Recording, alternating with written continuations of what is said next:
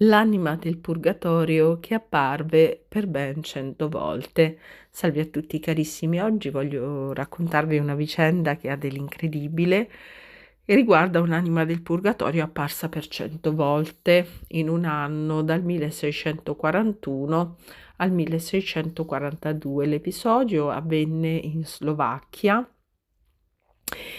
e, riguardò una persona che, si era convertita al cattolicesimo solo 7 anni prima della morte e che fino alla conversione aveva condotto una vita non certo irreprensibile, ma poi cambiò talmente tanto i suoi costumi insieme alla religione che lo si vide e sentì piangere e sospirare in chiesa. Dopo la morte apparve, sempre con lo stesso aspetto, per quasi 100 volte ad una ragazza ventenne che si distingueva per la sua devozione e cominciò, già poche settimane dopo la sua scomparsa ad apparire a questa ragazza, sia di giorno che di notte, in modo pauroso. Anche quando questa ragazza cambiò casa ed andò in un altro luogo, questa anima continuò ad apparirle. Una volta le apparve perfino su un battello che scendeva il Danubio e su cui si trovava la ragazza. Quindi la ragazza, per consiglio di un sacerdote, decise di rivolgere la parola al morto, che le disse con la stessa voce che aveva avuto in vita: «Figlia mia, ti prego, per amor di Dio, vai da mia moglie e dille di dar via i 200 fiorini, perché sono prezzo di sangue».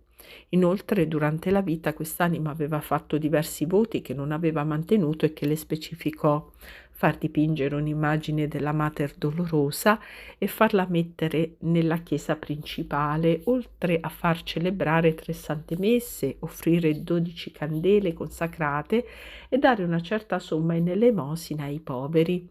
Questa era la ragione della sua inquietudine, per cui non poteva lasciarla in pace. Una volta, Regina gli disse: «Io non so chi tu sia», ed egli gli rivelò la sua identità. Dopo ripetute insistenze dello spirito, la ragazza andò infine dalla vedova del morto e le disse ciò che costui chiedeva. La donna tuttavia negò di saper qualcosa del denaro, disse alla ragazza di non spaventar gli altri. Sua madre, dopo la morte, aveva già girato per la casa e aveva spaventato i domestici presentandosi sotto forma di spettro. La vedova si impegnava ad occuparsi del ritratto di Maria, della Mater Dolorosa, promesso dal marito. La ragazza però ribatté che il marito voleva che essa desse a lei il denaro per il quadro, ma la vedova non volle. Quando lo spirito riapparve e Regina lo pregò di lasciarla in pace, egli ribatté: «No, non cederò finché non hai portato a termine la faccenda. In qualsiasi parte tu possa fuggire, ti seguirò sempre». Una volta che la ragazza, spinta da un grande bisogno di tranquillità, gridò, tutta nervosa al morto: «Ah, perbacco, via di qui, vecchio briccone, torna nel luogo da dove sei venuto, non hai niente a che fare con me», lo spirito arretrò con volo triste e sparì. Ma ricomparve il giorno dopo e la rimproverò aspramente per essersi rifiutata di aiutarlo.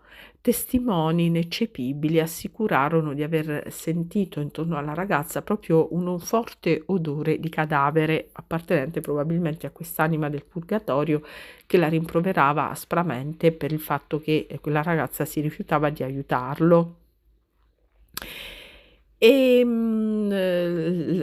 La ragazza, molto spesso, ecco, dopo questi aspri rimproveri, rimase talmente male che svenne e rimase senza conoscenza fino alla mattina del giorno seguente. Alcuni giorni più tardi lo spirito riapparve e alle domande dei presenti disse di aver rimproverato aspramente la ragazza perché essa aveva usato contro di lui delle parole di maledizione e l'aveva fatto come esecutore e vendicatore della giustizia divina. Infine confessò di aver ucciso un uomo per la somma di 200 fiorini. Aveva purificato se stesso ed il suo delitto nella Santa Confessione, ma poiché non aveva avuto dal confessore una penitenza adeguata alla gravità della colpa, ora doveva sopportare per espiazione le punizioni più dure. Per consiglio del suo confessore, Regina chiese allo spirito varie prove che gli fosse realmente colui che diceva. Il morto allora impresse a fuoco più volte la propria mano su un fazzoletto, su una tavola e su altri oggetti e lasciò in tutto 5 impronte. E questa mano, la destra, era identica a quella che egli aveva avuto in vita. La falangetta dell'indice gli era stata tagliata in seguito ad un panereccio e la mutilazione è ben visibile nelle impronte. L'identificazione del morto con lo spirito era dunque completa.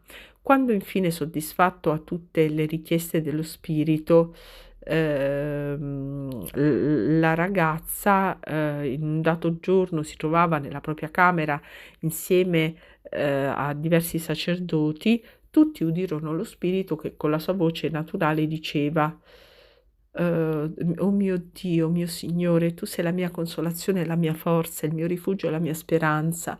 Finalmente entrerò nella beatitudine eterna." Era il 28 giugno del 1642 e, come aveva predetto in presenza di un gran numero di persone, tra cui diversi sacerdoti, lo spirito si congedò dalla fanciulla sotto forma di una bianca colomba e non apparve più.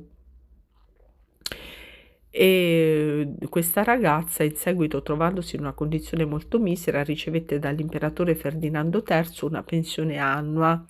Nella relativa disposizione che vi si trova ancora oggi nell'Archivio delle Finanze di Vienna è detto: "Vi rendiamo noto che in seguito all'umile preghiera di questa ragazza e per una ragione speciale, particolarmente in memoria di un fatto miracoloso che la divina provvidenza attuò attraverso di lei negli anni scorsi per la liberazione di una certa anima del purgatorio, abbiamo dato ordine e permesso di pagare alla stessa per il suo sostentamento per la durata della sua vita, togliendo dalle entrate della nostra camera ungherese un fiorino ungherese al giorno."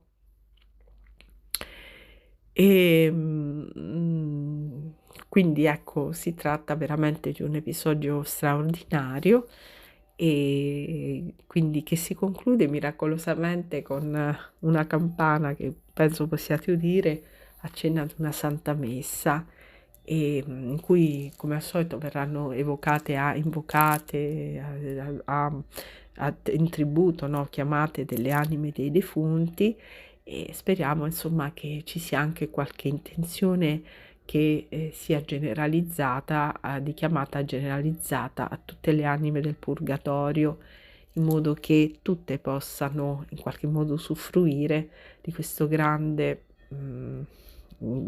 fonte di misericordia, di purificazione, questo grande balsamo che è la Santa Messa proprio per le anime del purgatorio afflitte dalle pene più dure.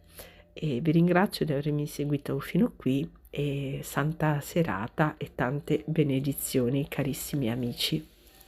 A presto.